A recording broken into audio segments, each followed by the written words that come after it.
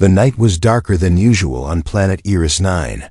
Thick clouds hid the twin moons, and the air shimmered with static from the magnetic storms that passed through every few hours. Commander Ethan Cole stood outside his research outpost, staring at the silent jungle that stretched to the horizon. His mission was simple: study the alien ruins, collect data, and report back to command. But deep down, he already knew something was wrong here. The planet was supposed to be lifeless, no animals, no intelligent species. Yet, every night since he landed, his motion sensors picked up strange readings. Sometimes the monitors caught flashes of light, soft bluish glows, moving through the trees like living fire. At first, Ethan thought it was just magnetic interference. But on the fifth night, when the power flickered and his drone feeds went static, he saw it. A figure tall, slender, and glowing faintly under the rain. It moved with purpose, with grace.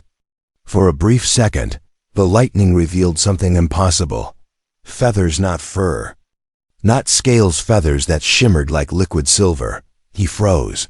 The data log said this planet was once inhabited by a bird-like species, now extinct for centuries. But this creature looked alive. And watching him, "Command, this is Cole," he whispered into his comms. "I think I'm not alone out here." Static. Only static. He adjusted his helmet and started walking toward the ruins where the figure had appeared.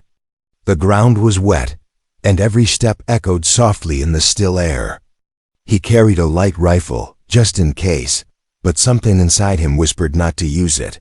The closer he got, the warmer the air became.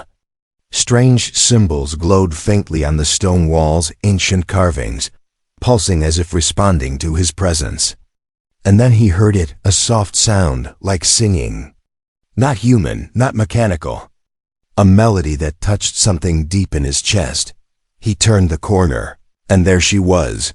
She stood in front of a cracked obelisk, her wings folded close to her body. Her feathers were deep blue, fading into silver at the tips. Her eyes were large and bright, like twin suns reflecting the galaxy. She looked at him, not with fear, not with anger, but with curiosity. For a long time, neither of them moved. Ethan lowered his weapon slowly. "I'm not here to hurt you," he said. She tilted her head, the feathers on her neck rippling with soft light. She made a small sound, a mix between a chirp and a whisper, and pointed to his chest. Her fingers, long and delicate, traced the air like she was feeling his heartbeat from afar. Then she stepped closer. Her presence felt unreal, dreamlike. The air around her smelled faintly of ozone and flowers he couldn't name. When her hand finally touched his shoulder, his whole body tingled. His helmet display flickered, and for a second, he saw images, memories that weren't his. A burning sky. Cities made of crystal. Wings stretching toward the stars. He pulled back, breathing hard. "What are you?" he whispered. She blinked slowly. Then, with one hand, she touched her chest and spoke a word that his translator couldn't understand, but his mind somehow could. "Sarine." He repeated it softly. "Sarine." She smiled.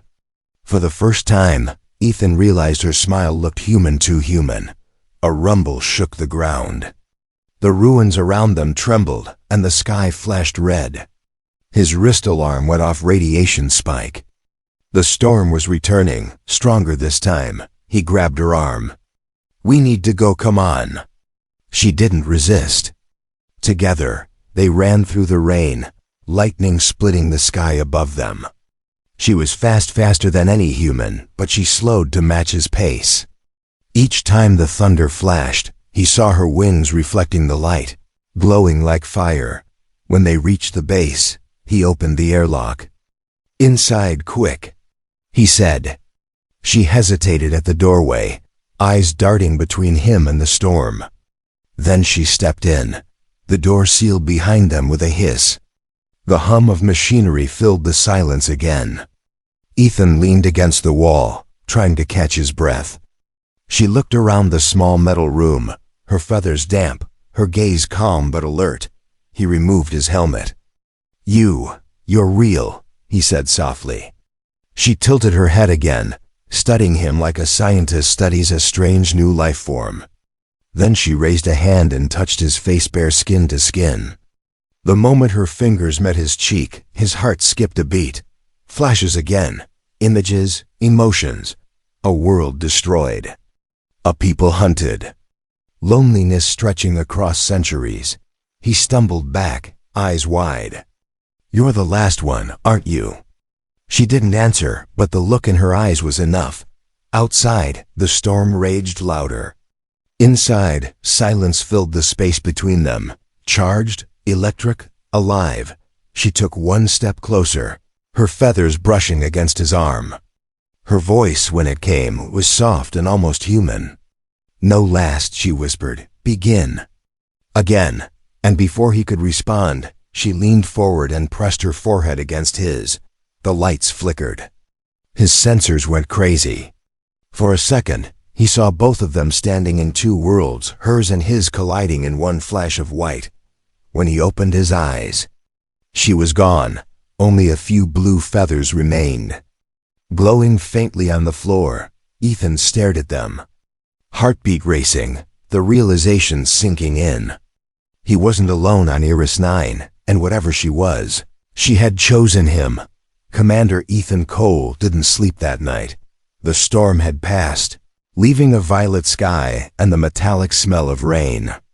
But his mind wouldn't stop replaying the moment, the way her eyes glowed like galaxies, the warmth of her hand and that last whisper, begin. Again, the feathers he found on the floor still glowed softly. His scanners couldn't identify the material. Not organic, not synthetic. Something in between. Something. Alive. He placed them inside a containment case, but as soon as he closed the lid, the lights in his lab flickered again. The energy reading spiked for a brief moment, then vanished. Ethan exhaled slowly. What are you, Sareen? Outside, the alien jungle shimmered with morning mist. The ruins stood silent in the distance, but he could feel her presence out there, like she was watching. Or maybe. Calling the return that night, he heard the singing again, faint, like wind moving through crystal. He followed the sound through the corridor until he reached the observation window.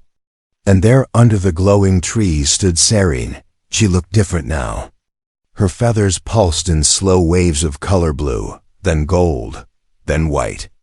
Like she was changing, adapting. She lifted her hand and placed it on her chest. Ethan did the same, almost without thinking. The glass between them misted with their breath. Then, the door alarm beeped. Airlock cycle engaged. He ran when he reached the entry bay. She was already stepping inside. The scanners went wild again, detecting radiation, biothermal energy, and something unclassified. But she didn't seem hostile. She just looked. Lost, why did you come back? Ethan asked. She tilted her head, her voice echoing softly through the translator. You. Feel. He frowned. Feel what? She pointed to her heart, then to his. Same. Ethan hesitated, unsure if she meant emotion or something deeper connection. Then, she did something unexpected. She knelt, wings folding tight around her, and pulled out a small metallic shard from under her feathers. It looked like a piece of crystal, pulsing faintly. She placed it on the floor between them. Memory, she whispered. The shard projected light into the air, a hologram. Ethan stepped closer and gasped. It showed a city of spires, tall and shining, filled with winged beings like her. But the image was distorted by explosions, smoke, and fire. He saw human ships bombarding the surface. No. Ethan breathed. That can't be real. Sareen looked at him, her expression unreadable. Humans come. Long time, take. World, he shook his head. We never, our records don't. But then he remembered, the old colonization wars. Classified archives. Planets erased from maps. History rewritten. A terrible thought hit him. My people destroyed yours. Saren's feathers dimmed. All gone, I remain. For a moment, silence filled the room. The hum of the outpost sounded like distant thunder. Ethan wanted to say something, anything, but words felt too small for the weight of it. She looked up again, her gaze softer now. You, different? He asked. She stepped closer. You not take, you give. Her hand brushed his cheek again, and suddenly the room around him dissolved. He wasn't standing in the lab anymore. He was seeing through her memories, her world a sky filled with 3 suns. Towers of crystal singing in the wind. Children with wings chasing light through the clouds. Then came the ships, cold, gray, endless. Human voices shouting orders. Fire raining down. The feathers burning. The music dying. He saw her Saren running, carrying a glowing orb in her hands. The orb cracked open, releasing light. Then everything went black. When the vision ended, Ethan was back in his lab, breathing hard, his skin cold with sweat. Saren stood there, watching him. Now, you see, she whispered. He nodded slowly. Yes, I see. She turned away, her wings trembling. You leave soon. Sky people come, they find, Ethan frowned. Find what? She looked over her shoulder, her eyes glowing faintly. Me. Before he could respond, the outpost's comms lit up. Incoming transmission command center. Commander Cole, your last report indicates unauthorized energy signatures on Iris 9. Confirm status. Are you in contact with a life form? Ethan's heartbeat quickened. He looked at Saren, then at the console. He knew what would happen if he told the truth. They would come. Capture her. Dissect her. Use her as a weapon. He pressed the com. Negative command. Just environmental interference. All systems normal. A pause. Copy that, Cole. Continue monitoring. We'll dispatch a recovery team in 72 hours. The line went dead. Saren stepped closer, her feathers brushing his arm. You lie. For me, Ethan nodded. They wouldn't understand. She studied him, her expression unreadable again. Then she smiled, a slow, knowing smile that sent a strange warmth through his chest. Then I show, she said softly. Secret. Before he could react, she extended her wings. The tips glowed, tracing symbols in the air, ancient runes that floated like golden dust. The outpost lights dimmed, and a circular portal began to shimmer in front of them. Inside, he saw shapes, floating islands, broken moons, glowing rivers of light. Ethan took a step back. What is that? Saren looked at him, her eyes bright. Home, she whispered. And with that, she took his hand. The portal pulsed once, and they vanished. Darkness swallowed everything. Ethan, Cole opened his eyes and found himself standing on a floating island of light. The air was calm, filled with a sound like distant whispers. Stars shimmered below him, not above, as if he was standing upside down in the sky. Saren stood beside him, wings spread wide. Her feathers glowed softly, creating a halo around them both. Where are we? Ethan asked, his voice trembling slightly. Saren looked at the horizon where rivers of golden light flowed between broken moons. Memory, not dream. Not real. Ethan looked down at his hands. His body shimmered faintly, as if made of dust and energy.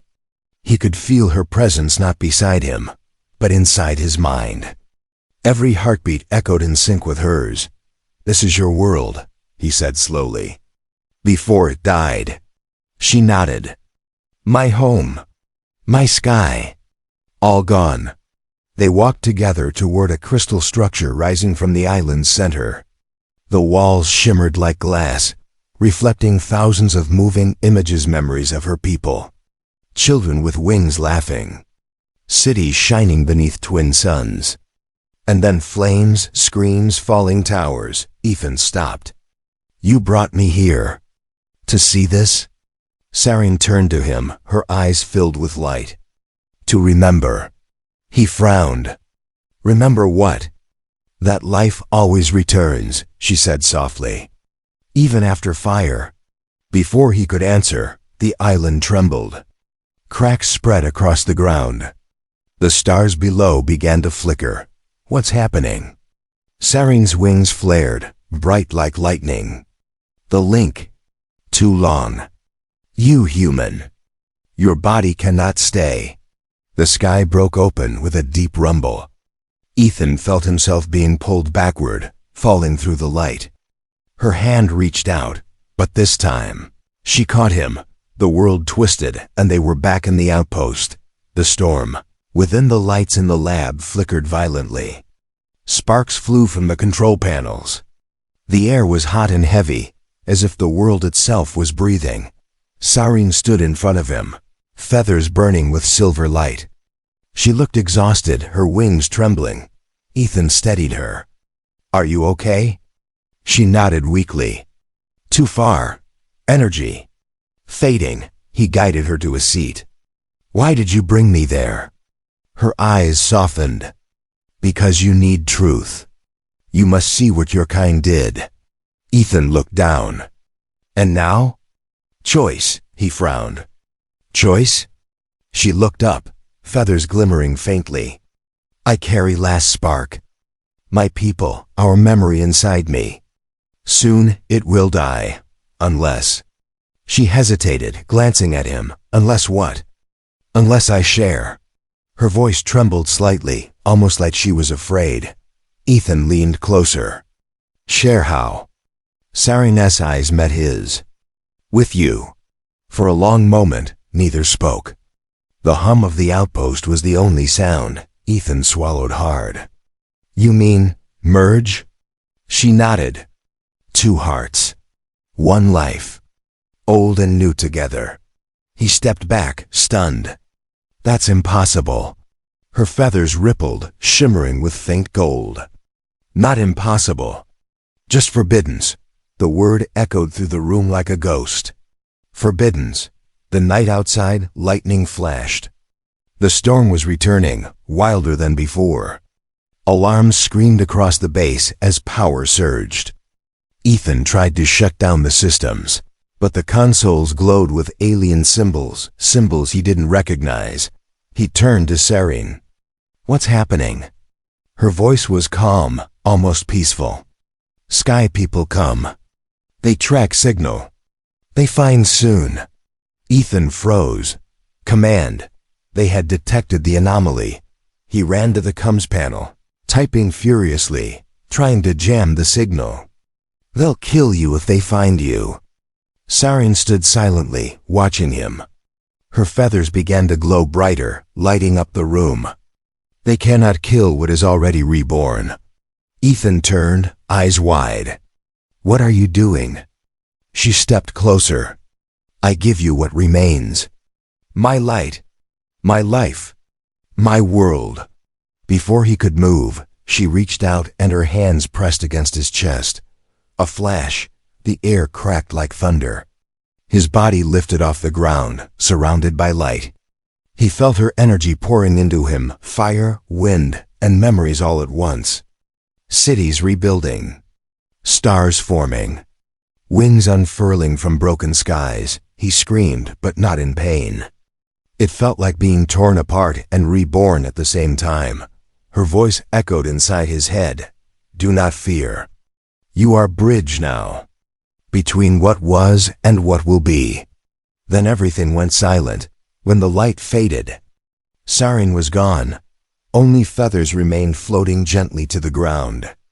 Glowing faintly before turning to dust, Ethan fell to his knees, gasping for air.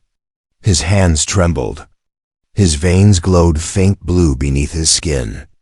He looked at his reflection in the glass, his eyes now shimmered with light. He whispered, Sarin? Her voice came from somewhere deep within him. Always. The aftermath hours later, the storm cleared. The base was half destroyed. Ethan walked outside, the jungle still glowing from the lightning. The air felt different, alive, aware. He looked up at the twin moons. For the first time, they didn't seem cold or distant. They felt like eyes, watching. Inside him, Saren's presence pulsed gently, like a second heartbeat. He could feel her emotions, her memories, her songs. And something else. Movement. He looked down at his wrist scanner.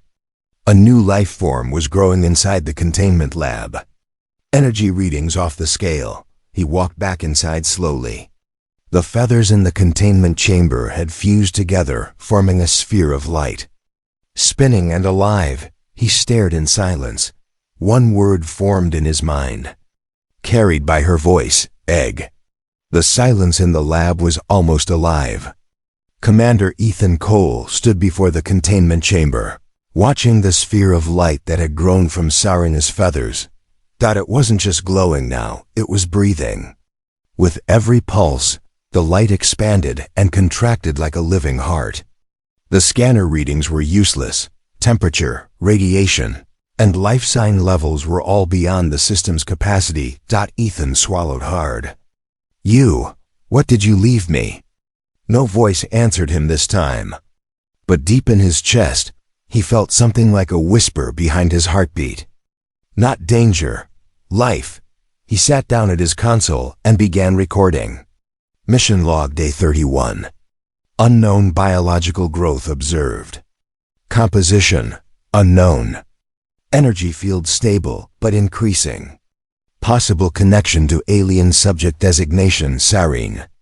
Subject presumed. Deceased. He stopped speaking. The word deceased felt wrong. Because somehow he didn't believe it. The egg. By the third day, the sphere had changed. It was no longer light. It had solidified into a shell, smooth and translucent like crystal. Inside, something faintly moved. An egg. It was huge, nearly a meter tall and warm to the touch. Ethan stared at it in disbelief. This can't be real, he muttered. You're growing. He touched the glass. His fingers tingled with static, and for a moment, he saw something, a pair of eyes staring back at him from inside. He stumbled back, heart racing. The egg was alive. That night he dreamed of her again. Sarene standing beneath a glowing sky, holding the same egg, whispering words he couldn't understand. When she looked up, her voice became clear. Life finds way. Protect it. It is us. Ethan woke up sweating. The air smelled faintly of ozone again. He looked toward the lab and froze. The egg was pulsing brighter than ever. The signal. The base's radar system started to beep. Incoming transmission command center again. He hesitated, then answered. Commander Cole, we've detected heavy energy emissions from your coordinates. You will prepare the site for recovery. Team ETA, 48 hours. Ethan's stomach tightened. Recovery? You mean extraction? Affirmative. Full containment. This is not a request, Commander. The line cut off. He stared at the unit, jaw clenched. He knew what containment meant. They would take the egg. They would tear it apart, just like they did to her world. He looked back at the glowing chamber. No one's taking you, he whispered. The message later that evening. The lights dimmed again. The egg emitted a sound, a low hum, rhythmic, almost like a voice. Ethan leaned closer. The hum rose in pitch, forming patterns. It wasn't random. It was language. He activated his translator, tuning it to the frequency. The computer began to decode fragments. Not death, memory. We live through him. Ethan's eyes widened. Sarene. The hum shifted, growing louder. A beam of light shot from the egg, hitting the ceiling. Images appeared in the air, floating holograms. He saw her world again, rebuilt, healed.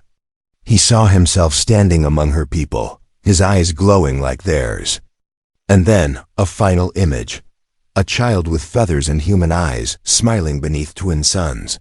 Ethan couldn't breathe. This is the message? Her voice echoed faintly in his mind. Life continues.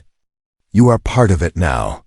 The choice by morning, the energy field around the egg grew unstable.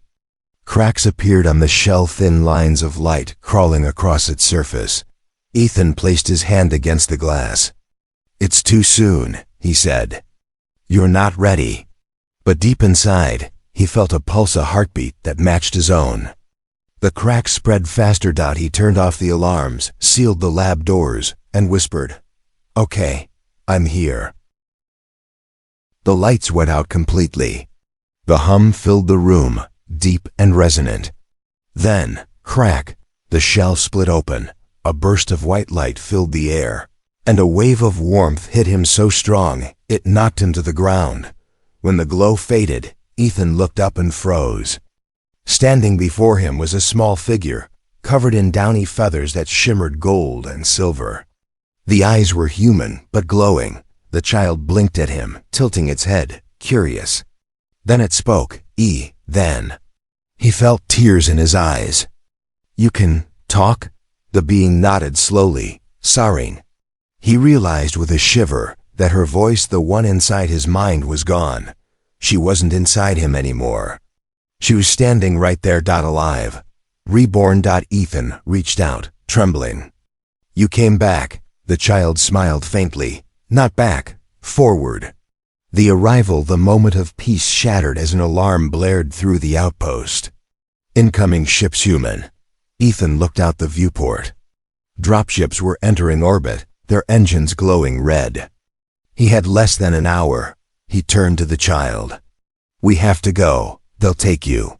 But the child only looked calm, eyes glowing brighter. "They cannot catch light." "What do you mean?"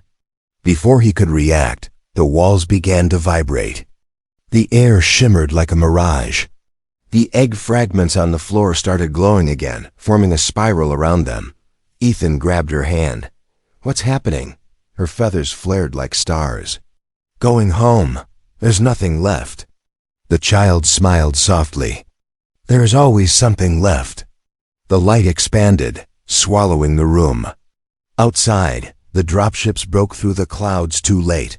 The lab exploded in a flash of blinding white, then vanished. Only silence remained. When the light faded, there was nothing left of the outpost, no metal, no walls, no sound. Only silence and the slow rhythm of breathing. Ethan opened his eyes. He was lying on soft ground grass, glowing faintly blue in the darkness. The air was warm, sweet, and alive. Above him stretched a sky of violet clouds and twin moons, one broken like a cracked pearl. He pushed himself up, dizzy. The landscape around him shimmered like liquid glass. The jungle was gone. In its place rose forests made of crystal trees, their branches humming with energy. This can't be Iris 9, he whispered. Then he heard it. A voice, soft, childlike, echoing inside his head. "Home." He turned and saw her. The small feathered child stood on a hill nearby, light rippling from her body. Her eyes glowed the same blue as the grass, and her wings were now larger, shimmering like molten silver. Ethan walked toward her slowly. "Sareen?" She smiled faintly. "Not Sareen, part of her." He stared. "Then who are you?" She looked up at the twin moons. "I am what remains and what begins." The wind carried her words like music. The new world. As they walked, Ethan noticed how alive the world felt. Every step left ripples of light. The air buzzed with unseen movement.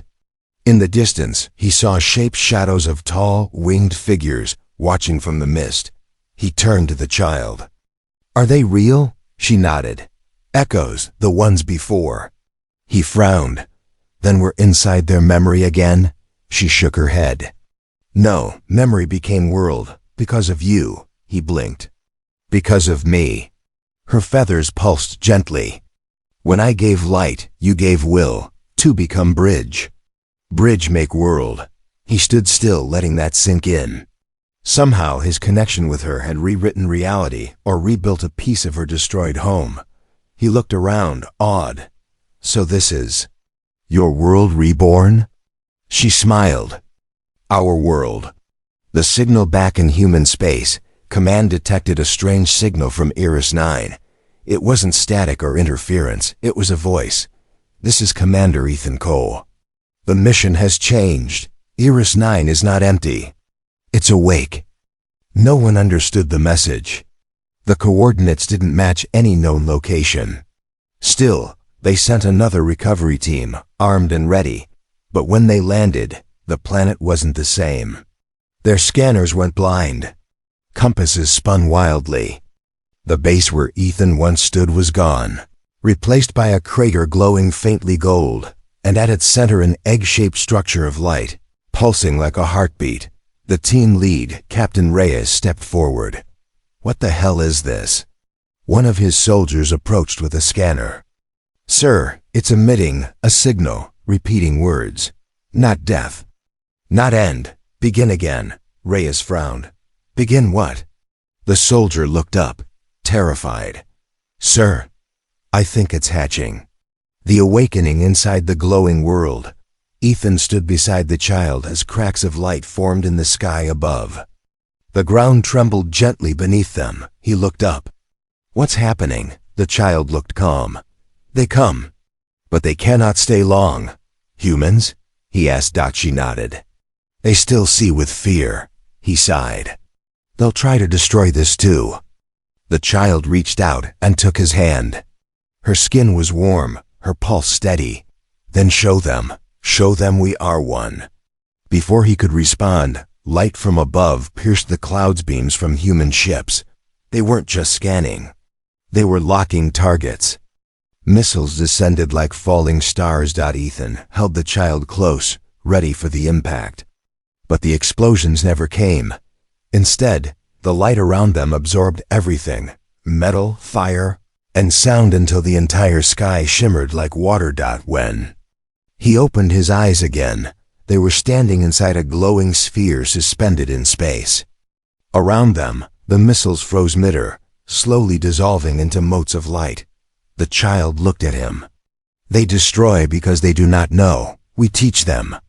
Her wings unfolded, stretching wide, almost angelic. Waves of light rippled outward. The revelation from orbit, the human fleet went silent. Their radars filled with impossible data, living energy, planetary transformation, and signals that resembled neural patterns, not radio waves. In the command deck, Admiral Reese stared at the screens. "Are we looking at a living planet?" A technician whispered. "It's responding to us, sir. It's talking. No war, no fear. Only beginning." The voice wasn't machine-made. It sounded human. And alien. Combined. The Admiral leaned closer to the mic. "Who is this?" The reply came after a long silence. "Ethan Cole, and all who came before."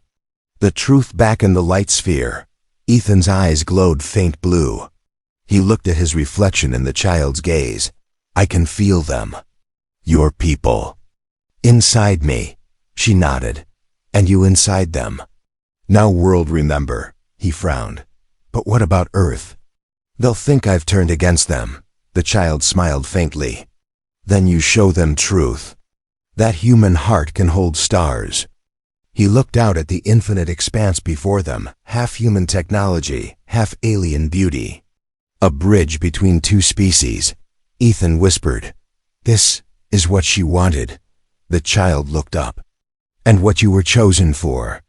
The return. Moments later, the energy field began to shrink. The world of light folded in on itself, leaving behind a single sphere, a new egg, glowing softly in Ethan's hands. The child's body shimmered, fading like starlight. "Don't be sad. I stay with you, always." Her form dissolved into light, flowing back into the egg. Ethan stood alone beneath the quiet sky, holding the egg close to his chest. When he looked up, he saw the fleet retreating. No attack, no warning, only silence. He smiled faintly. Message received. The egg pulsed once as if answering. The message from Ethan Cole spread through the solar network like wildfire. No one knew how it transmitted. There were no ships near Iris 9, no satellites in orbit, yet the signal arrived in every command center, Every relay station and every terminal connected to the Terran Empire's main grid. No war, no fear, only beginning. The words repeated in an infinite loop for exactly 9 minutes, then vanished. But during those 9 minutes, something impossible happened. Every system that played the message experienced a sudden surge of unknown energy, a pulse that temporarily synchronized human brainwaves across the network. Millions of people felt a strange emotion at once: peace and fear. The boardroom far away, on Titan Station, deep within the Empire's central intelligence hub, 3 admirals and 1 scientist gathered in a black chamber. Admiral Reese slammed his hand on the table. "We told you to contain him, not let him rewrite physics." Dr. Vale, a thin man with silver implants under his eyes, kept calm. Containment was impossible. His body doesn't follow human biology anymore. The readings suggest he's part of the same energy field as the alien specimen. "He's hybrid," Reese growled.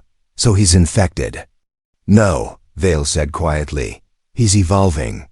The room went silent. Vale tapped a button, and the hologram of Ethan's final transmission appeared, his face glowing faint blue, eyes calm. Humanity's greatest sin wasn't destruction, it was forgetting how to feel. The Admiral leaned forward. "He's trying to spread their influence. This isn't evolution, it's invasion in disguise." Vale hesitated. "Sir, you're wrong. The data we recovered from the planet shows an ancient pattern.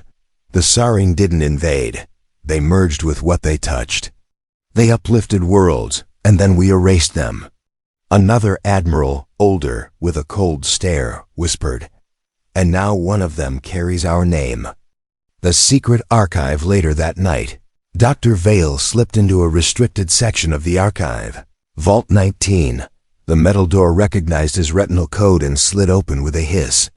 Inside were the Empire's oldest secrets, records from before the colonization wars, before the Great Expansion.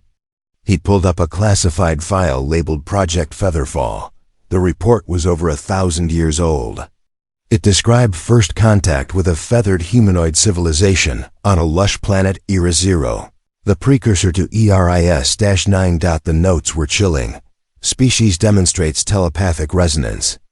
Potential for energy fusion with organic matter. Designation: dangerous. Countermeasure approved. Planetary sterilization. Vale scrolled further. Attached were video logs, humans in exosuits, fire raining down, the sky burning blue. Then one final entry: operation complete. 1 specimen escaped containment. Female. Code name: Sarian. Vale's hands trembled. Oh God. He understood now. The alien Ethan met wasn't random. She'd been running for centuries, hiding from them. And the Empire had known all along. The return signal 2 weeks later. Another signal appeared, this time encrypted, faint, like a heartbeat. The technicians thought it was interference. Vale decoded it manually. When the translation loaded, he froze. It wasn't just a message. It was a map, coordinates to a system beyond the outer rim. And below the data string, a single line appeared in Ethan's voice. "The bridge is ready." Vale leaned back, heart pounding. "He's building something." Reese's voice echoed from behind him. "You found him." Vale turned. The admirals were already there, flanked by soldiers. Reese smiled coldly. "Good work, Doctor. Now tell me, how do we destroy him?" Vale hesitated. "Destroying him might destroy us. His consciousness is linked to every network that received the signal. If we attack him, we could collapse our own neural systems." Reese narrowed his eyes. "Then we'll erase the networks too." Vale's face went pale. "You'd shut down half of human civilization." Reese shrugged. "If it keeps us human, it's worth it." The vision while the Empire prepared for war. Ethan stood on the edge of the new world he had created. The egg in his hands had stopped glowing, but inside it, he could still feel warmth, a pulse that matched his own. Saren's voice echoed faintly in his thoughts. They will come. I know, he said softly. Will you fight? He looked up at the stars, where faint lights shimmered, human ships gathering like storm clouds. No, he whispered. Not fight, teach. He placed the egg on the ground. The soil shimmered, and from it grew a tree made of light, its branches spreading toward the sky. Each leaf hummed with energy, reflecting both alien and human DNA. The first bridge tree as it grew. Ethan's body glowed brighter. The air around him filled with memory, emotion, and music dotting across the galaxy. People began to dream the same dream of flying through twin suns, of touching light without fear. The Empire's decision on Titan Station. Alarms rang. Admiral. Unidentified energy wave spreading through the network. Reese stood at the command deck. Block it, now! We can't. A technician shouted. It's rewriting our systems, digitally and biologically. Sir, our people are changing. Reese slammed his fist down. Then purge everything. The order went through. Thousands of servers exploded. Power grids shut down. But the light didn't stop it, simply adapted, flowing through the destruction like water. And then, in every communication screen across the fleet, Ethan's face appeared again, calm, glowing. You cannot kill the bridge. You built it with your own fear. Reese screamed, shut him off. The screens flickered and then went black. The whispering, the quiet aftermath. Dr. Vale stood alone in the dark corridor. The faint glow of emergency lights dancing on the walls. He looked out the viewport and saw something unimaginable. Iris 9, or whatever it had become, was now a living star, pulsing with color, forming new orbits. Breathing. And inside his head, a soft voice spoke. Do not fear. Vale, the bridge opens both ways. He whispered, trembling, Ethan? The voice smiled through his mind. No, all of us. The stars looked different now. They weren't silent anymore. They pulsed like hearts, glowing softly with rhythm and light. And across every human world, people began to hear it, a faint echo like a whisper from the sky. Remember who you are. No one could trace the source. No transmitter, no beacon, no code. But deep inside, they knew it was him. Ethan Cole, the man who had vanished with the alien girl. The man the Empire called a traitor. Now they called him something else. The bridge. The age of light decades passed, and the Terran Empire changed forever. The light that had spread from Iris 9, now renamed Serene Prime, had rewritten everything. Technology fused with biology. Machines began to grow instead of being built. Cities breathed, recycling air and energy like living lungs. The Empire's rulers tried to control it at first, but they couldn't. The new generation was different. They were born with faint luminescent veins under their skin and could sense emotions like color. They called themselves the children of the bridge. And every night, they dreamed of a man standing beneath two moons, holding a glowing egg, the lost recording 100 years after Ethan vanished. Explorers found something orbiting a dead moon on the edge of human space, a small black capsule, ancient and cracked by time. When they opened it, a hologram flickered to life. Ethan appeared. Older, calm, his eyes still glowing faint blue. If you're hearing this, it means the bridge has held. Humanity survived. Maybe even remembered. You called me traitor once. But I was only what she made me, what we made each other. Not a soldier, not a savior, just human. The universe isn't built on power. It's built on connection. We destroy what we fear, but fear fades when we listen. He smiled faintly, the same way Serene once had. If you ever feel alone out there, look up, you'll see the stars blinking. That's us. Still talking. Then the hologram dimmed. But the capsule didn't power off, it began to hum. When scanned, it revealed something impossible, a living embryo inside. Still active, still growing, the return on Sarin Prime. Where the bridge trees now covered valleys and oceans, a light flared brighter than any before. From its heart rose a being tall, radiant, with wings of light and human eyes. It walked among the shimmering roots and whispered, "Father." From the soil, a voice answered, soft as wind, "Always here." The being spread its wings, and every bridge tree across the galaxy bloomed at once. Their leaves released golden spores that traveled faster than light, spreading to distant stars. Wherever they landed, dead worlds awakened. Atmospheres formed. Water flowed. And life began again. The Empire's fallback on Titan Station, now a relic orbiting the cold rings of Saturn. A handful of humans still clung to the old order. They feared the light, called it infection, and swore to restore purity. Admiral Reese's descendants led them, using the same codes of control and division. But one night, the station's power flickered. Every screen filled with static.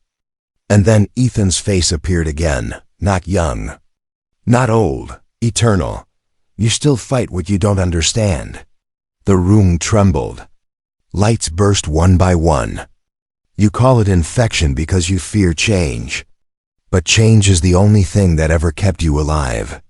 The officers shouted for weapons, but their rifles melted into light. The walls dissolved, revealing the stars outside. Ethan's eyes glowed brighter. "You cannot rule the living. You can only join them." And then the light consumed everything. When it faded, Titan Station was gone. In its place floated a single bridge tree, its roots wrapping around the planet like soft gold veins. The legend centuries later. Children born on hundreds of worlds grew up learning the story of Ethan Cole, not as a soldier, not as a rebel, but as the human who listened. The story said he was the first to love something the Empire told him to fear.